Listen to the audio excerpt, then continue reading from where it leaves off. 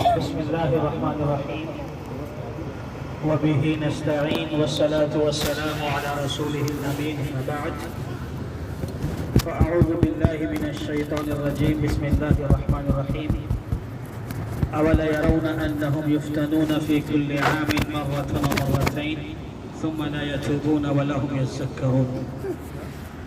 محترم دوستوں اور ساتھیوں، پردہ نشین ماں اور بہنوں، آج قیام اللیل میں تراویح کی نماز میں ہم نے 11واں پارہ مکمل سماعت کیا. گزشتہ کل درس نہیں ہوا تھا جس میں سورہ انفال اور سورہ توبہ پڑھی گئی تھی، اور آج سورہ توبہ کے ساتھ ساتھ سورہ یونس مکمل پڑھی گئی اور سورہ ہود کی کچھ آیتیں تلاوت کی گئی. اس طرح 11واں پارہ بھی مکمل ہوا. محترم ساتھیوں، کل اور آج کی بہت ساری باتیں ہیں لیکن سب پر تو گفتگو ہونا ممکن نہیں ہے. بس میں آپ کے سامنے سورۃ الانفال اور سورۃ توبہ، یہ دونوں سورتوں کا سمجھ لیجئے کہ ایک طرح سے یہ بتانا چاہتا ہوں کہ سورہ انفال اور سورہ توبہ دونوں میں اللہ تعالیٰ نے جنگوں کا تذکرہ کیا ہے تفصیل کے ساتھ. سورہ انفال میں جنگ بدر کا ذکر ہے اور سورہ توبہ میں غزوہ تبوک کا ذکر ہے. دونوں کی مختصر سی وضاحت وقت میں کرنے کی کوشش کروں گا. وقت رہے گا تو جو آیت پڑھی گئی ہے اس پر کچھ باتیں ہوں گی، ورنہ نہیں. محترم ساتھیوں، آپ نے اس سے پہلے سورہ اعراف کا تذکرہ سنا تھا کہ اللہ تعالیٰ نے سورہ اعراف میں چند قوموں کا ذکر کر کے، ان کی ہلاکتوں کا ذکر کر کے یہ بتانا چاہا تھا مشرکین مکہ کو کہ دیکھو نبی کو تکلیف مت پہنچاؤ، نبی جو کہتے ہیں سن لو، ورنہ تمہارا انجام بھی ویسا ہی ہوگا جیسے قوم نوح کا، قوم عاد کا، قوم سمود کا، دیگر لوگوں کا انجام ہوا ویسے تمہارا ہوگا. لیکن یہ مشرکین مکہ پاس نہیں آئے. اب دیکھیے معاملہ کہاں تک پہنچا. میں جنگ بدر کا پس منظر بتا رہا ہوں کہ جنگ بدر کیسے شروع ہوئی. جنگ بدر جو لڑائی ہوئی اس کے پہلے کیا ہوا معاملہ، وہ پس منظر کیا تھا، کیسے ہوئی، یہ بتانا ہے مجھے آپ کو آج. اللہ کے نبی صلی اللہ علیہ وسلم اور صحابہ کرام مکہ سے ہجرت کر کے مدینہ آ گئے تھے. آپ جانتے ہیں مکہ والوں نے بہت اذیت پہنچائی، تکلیف دی، تو مکہ سے مدینہ ہجرت کر کے صحابہ آ گئے تھے. یہاں پر بھی علماء نے ایک بات یہ لکھی ہے کہ دین اسلام امن پسند مذہب ہے اور وہ امن چاہتا ہے. اللہ کے نبی صلی اللہ علیہ وسلم لڑنا نہیں چاہتے تھے.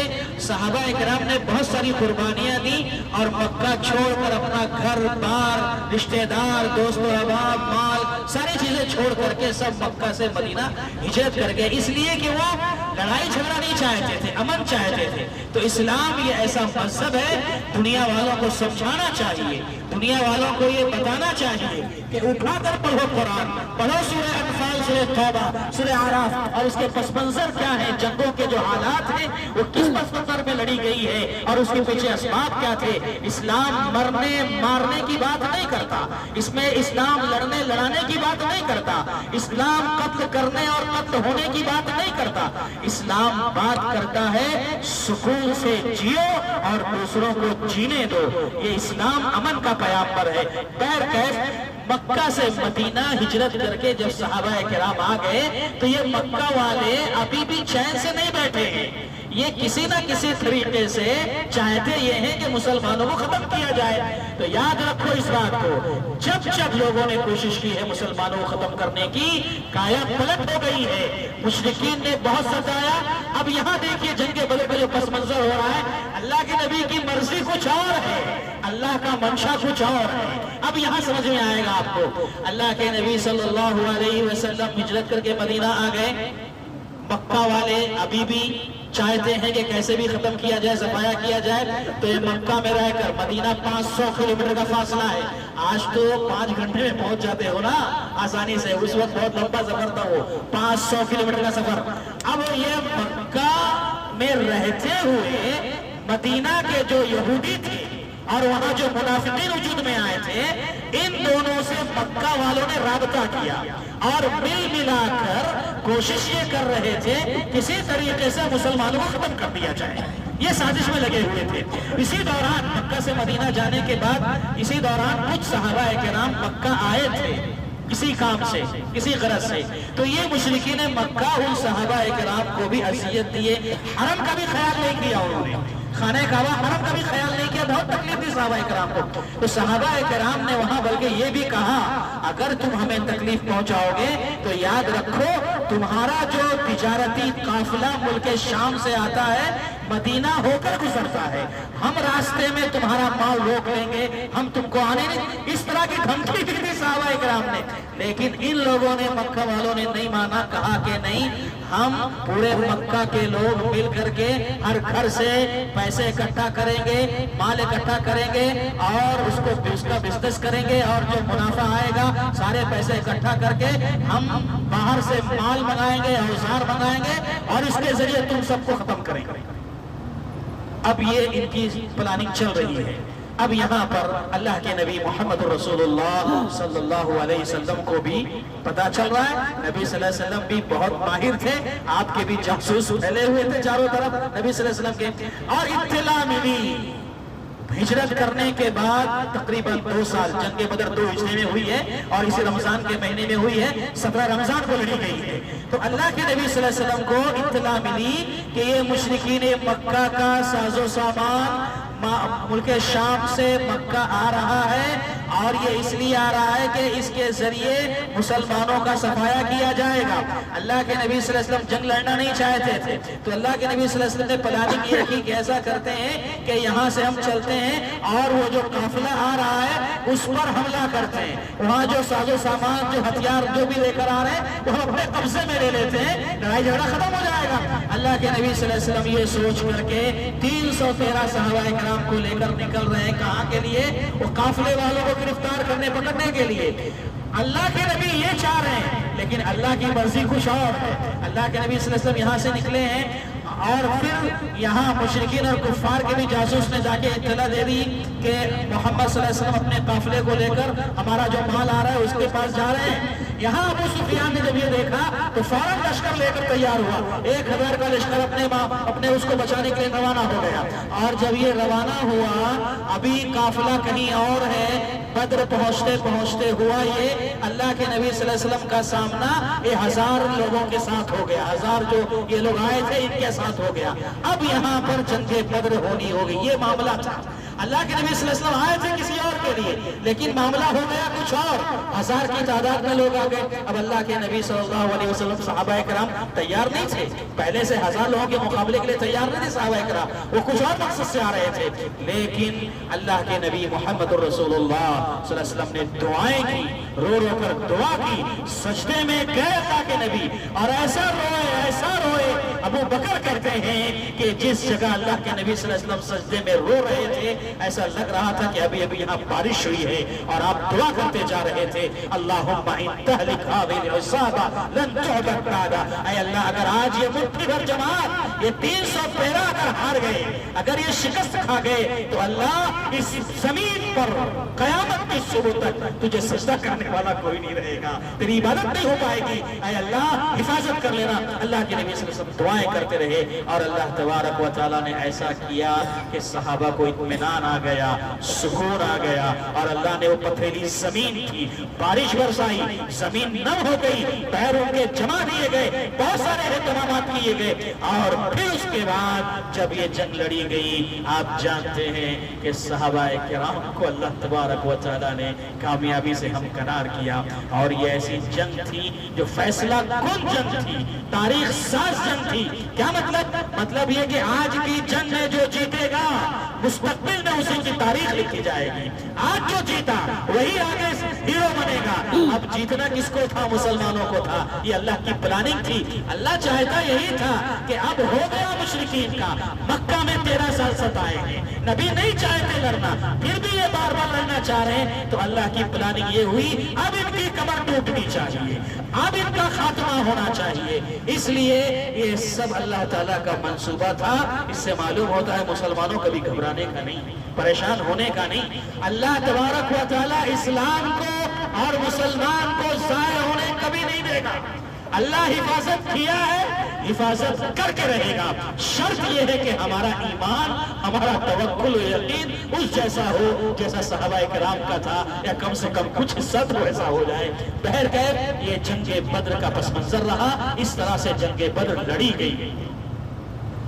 اب اس جنگ بدر میں جو صحابہ شریک تھے ان کی بڑی فضیلت آئی ہے، یہاں تک کہ اس جنگ میں آسمان سے جو فرشتے اترے تھے وہ فرشتے بھی دیگر فرشتوں سے افضل قرار پائے۔ تو لہٰذا جنگ بدر میں جو صحابہ شریک تھے ان کی بڑی فضیلت ہے۔ اس کی فضیلت کا ایک قصہ بتاتا ہوں، وقت رہے گا تو سورہ طیبہ کے بارے میں کچھ باتیں کریں گے۔ قصہ یہ ہے کہ جب اللہ کے نبی صلی اللہ علیہ وسلم مکہ فتح کرنا چاہ رہے تھے تو آپ نے صحابہ کرام کے درمیان ایک مشورہ کیا جو راز میں تھا کہ ہم فلاں تاریخ کو فلاں دن مکہ پر چڑھائی کریں گے اور اپنا مکہ اپنے ہاتھوں میں واپس لے لیں گے۔ یہ اللہ کے نبی صلی اللہ علیہ وسلم نے پلاننگ کی، منصوبہ بنایا صحابہ کرام کے اندر، اور یہ راز تھا، اسے فاش نہیں کرنا تھا، اچانک مکہ جانا تھا، یہ اللہ کے نبی صلی اللہ علیہ وسلم کا منصوبہ تھا۔ لیکن ایک صحابی ہیں جن کا نام ہے حاتب بن ابی بلتہ رضی اللہ تعالیٰ عنہ، ان کے گھر والے کچھ مکہ میں رہ گئے تھے، تو انہوں نے اس لالچ میں راز کو فاش کرنا چاہا مکہ والوں کے سامنے کہ میں یہ احسان کروں گا تو یہ لوگ جو معاملہ کے نبی صلی اللہ علیہ وسلم حملہ کریں گے تو افراتفری کا ماحول تو ہوگا اگر جنگ ہوگی، تو یہ لوگ میرے اس احسان کے بدلے میرے گھر والوں کی حفاظت کر لیں گے۔ حاتب بن ابی بلتہ رضی اللہ تعالیٰ عنہ کے ذہن میں سے ہی خیال تھا، انہوں نے لیٹر لکھا، خط لکھا اور مکہ والوں کے نام بھیج دیا، اور اس میں راز فاش کر دیا گیا تھا کہ فلاں تاریخ فلاں دن کو محمد صلی اللہ علیہ وسلم یا فلاں وقت تک پہنچنے والے ہیں۔ آسمان سے اللہ کے نبی صلی اللہ علیہ وسلم کے پاس وحی آ گیا، اے نبی آپ جس کو راز میں رکھنا چاہ رہے ہو وہ راز فاش ہونے جا رہا ہے، جاؤ فوراً کاروائی کرو۔ آسمان سے وحی آ گئی، اللہ کے نبی محمد رسول اللہ صلی اللہ علیہ وسلم نے صحابہ اکرام میں سے دو صحابہ اکرام کو بھیجا، غالباً علی رضی اللہ تعالیٰ عنہ تھے اور ایک صحابی اور تھے، دونوں کو روانہ کیا کہ جاؤ فلاں مقام پر جانا، وہاں پر ایک خاتون ملے گی، اس کے پاس تمہیں ایک لیٹر ملے گا، وہ لیٹر لے کر آؤ۔ یہ صحابہ گئے وہاں، اور جیسے اللہ کے نبی صلی اللہ علیہ وسلم نے بتایا تھا اسی حساب سے وہ خاتون ملی، اس کے پاس پہلے تو وہ دینے سے انکار کی، بعد میں دھمکی دی گئی تو وہاں سے لیٹر نکلا، اور اللہ کے نبی محمد رسول اللہ صلی اللہ علیہ وسلم کے پاس وہ لیٹر پہنچا۔ صحابہ بیٹھے ہوئے ہیں، اللہ کے نبی صلی اللہ علیہ وسلم لیٹر خط کھول کر پڑھ رہے ہیں، حاتب بن ابی بلتہ بھی وہاں موجود ہے جنہوں نے خط لکھا تھا۔ پڑھا خط اللہ کے نبی صلی اللہ علیہ وسلم نے کہ حاتب بن ابی بلتہ کی طرف سے مکہ والوں کے نام یہ پیغام، ایک راز فاش تھا، جو یہ تاریخ جو اعلان جو اللہ کے نبی صلی اللہ علیہ وسلم چاہتے تھے وہ فاش کرنا۔ اللہ کے نبی صلی اللہ علیہ وسلم جب یہ خط پڑھا، حاتب موجود تھے، کہا حاتب کیا ہے یہ، کیا کیا ہے آپ نے؟ حاتب رضی اللہ تعالیٰ عنہ کی آنکھوں میں آنسو آ گئے، کہنے لگے اللہ کے نبی صلی اللہ علیہ وسلم میرے ایمان پر شک مت کیجیے، میں اللہ پر ایمان رکھتا ہوں، اللہ کے رسول پر ایمان رکھتا ہوں، میرا مقصد مسلمانوں کو نقصان پہنچانا نہیں اللہ کے نبی، بس مقصد یہ تھا کہ میرے گھر والے وہاں مکہ میں ہیں، یہ مشرکین مکہ کے ساتھ اگر یہ احسان کروں گا تو وہ لوگ میرے گھر والوں کی حفاظت کر لیں گے۔ اللہ کے نبی صلی اللہ علیہ وسلم کو اتنا ہی میرا منشا تھا۔ یہ ابھی بات چل رہی تھی، عمر بن خطاب جو جلالی صحابی وہیں موجود تھے، اللہ کے نبی بات کرنے میں ٹائم ویسٹ کیوں کر رہے ہیں، بس اشارہ کرے گردن مار دیتا ہوں، اس نے راز فاش کیا ہے۔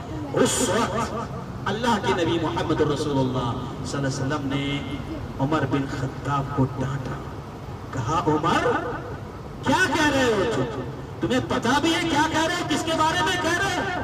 حاتب کو جانتے نہیں تم کون ہے حاتب، یہ سنی ہے، یہ بتا رہا ہے مجھے، حاتب کو تم نہیں جانتے؟ حاتب بن ابی بلتہ یہ وہ صحابی ہیں جو جنگ بدر میں، بدر کی لڑائی میں شریک رہے ہیں، جو اسلام کی پہلی جنگ تھی اس لڑائی میں شریک رہے ہیں۔ اور عمر کیا تمہیں نہیں پتا کہ بدر میں جو لوگ شریک رہے ہیں اللہ تبارک و تعالی نے ان کی فضیلت بیان کی، اور عرش سے چھانپ کر اللہ تعالیٰ نے اعلان کر دیا تھا بدر کے صحابہ سے خطاب کرتے ہوئے، اعملوا ما شئتم قد غفرت لکم، اے بدر کے صحابہ آج کے بعد تم جو بھی کرو، اگر غلطی ہو جاتی ہے تو سب معاف ہے، ایڈوانس میں معاف کر دیا اللہ رب العزت نے۔ تو یہ حاتب بن ابی بلتہ تھے اور یہ بدر میں شریک رہنے والوں کی فضیلت تھی میرے بھائیوں. تو یہ جنگ بدر کا پورا قصہ سورۃ الانفال میں بیان کیا گیا ہے. یسألونک عن الانفال، لوگ آپ سے انفال کے بارے میں پوچھ رہے ہیں. جنگ بدر جب جیتی گئی تو مال آیا نا کچھ مشرکین مکہ کا، یہ وہی مال تھا جو مشرکین مکہ نے صحابہ سے چھینا تھا، صحابہ کا مال حاصل کیا تھا. اب وہ مال تاریخ پلٹ رہی ہے، الٹ رہی ہے، جن کا مال تھا ان کے پاس آ رہا ہے. صحابہ پوچھ رہے ہیں انفال یعنی مال غنیمت، جو جنگ جیتنے کے جنگ کے بعد جو مال ملتا ہے اسے مال غنیمت کہتے ہیں. اور مال فے بھی ایک مال ہوتا ہے، بغیر جنگ کے جو مال ہے اسے مال فے کہتے ہیں. بہرکیف یہ جنگ بدر کا پورا قصہ رہا. اختصار کے ساتھ چونکہ آگے تو وقت نہیں ملے گا اس لیے سن لیجیے تھوڑا سا. سورہ توبہ، سورہ توبہ کی تفصیلات میں بھی جانا نہیں ہے. سورہ توبہ جو ہے اس سورے کے اندر اصل مسئلہ یہ ہے کہ اللہ کے نبی محمد رسول اللہ صلی اللہ علیہ وسلم سن 9 ہجری میں مدینے سے 30,000 صحابہ کرام کو لے کر روانہ ہوئے. کہاں؟ تبوک جا رہے ہیں. کس کے پاس لڑنے؟ اس وقت بڑا سپر پاور ملک روم کا بادشاہ قیصر، اس سے جنگ لڑنی تھی اور یہ بڑی خطرناک جنگ تھی. اس لیے اللہ کے نبی صلی اللہ علیہ وسلم نے صحابہ سے کہہ دیا مدینے میں کہ کوئی بھی رکنا نہیں چاہیے، ہر ایک کو تبوک پہنچنا ہے. سب کو اعلان کر دیا اللہ کے نبی صلی اللہ علیہ وسلم. تفصیلات بہت زیادہ ہے، میں صرف اشارے بات کر رہا ہوں. اللہ کے نبی صلی اللہ علیہ وسلم نے کہا سب کو نکلنا ہے. 30,000 کو لے کر آپ تبوک پہنچتے ہیں. وہاں جانے کے بعد جو قیصر تھا روم کا بادشاہ، وہ لڑنے کے لیے نہیں آیا. اللہ کے نبی صلی اللہ علیہ وسلم 20 دن تک وہیں قیام کیے.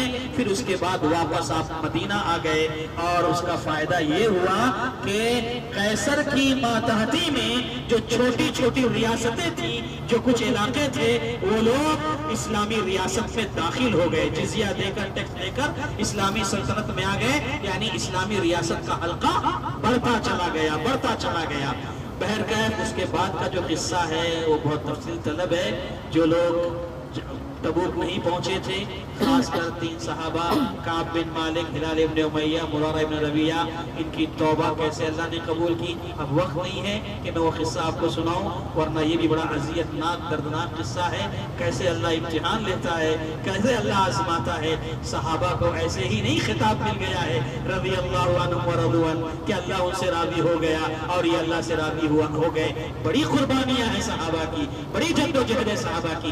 بہرحال خلاصہ کلام یہی ہے کہ یہ سورہ انفال اور سورہ توبہ کے نازل ہونے کا پس منظر یا سمجھ لیجئے کہ ان دونوں میں اللہ تعالیٰ نے جو جنگوں کا ذکر ہے اس کو تفصیل سے بیان کیا ہے، اور پھر جو 3 صحابہ پیچھے رہ گئے تھے ان کی توبہ کا ذکر تفصیل سے ہے. پھر اس کے بعد سورہ یونس پڑھی گئی ہے. انشاءاللہ ہم اور آپ کل کوشش کریں گے کچھ باتیں وہاں کی رکھیں گے آپ کے سامنے. اللہ سے دعا ہے کہ اللہ تعالیٰ ہمیں سمجھنے کی توفیق عطا فرمائے. پھر ایک بار اعلان کر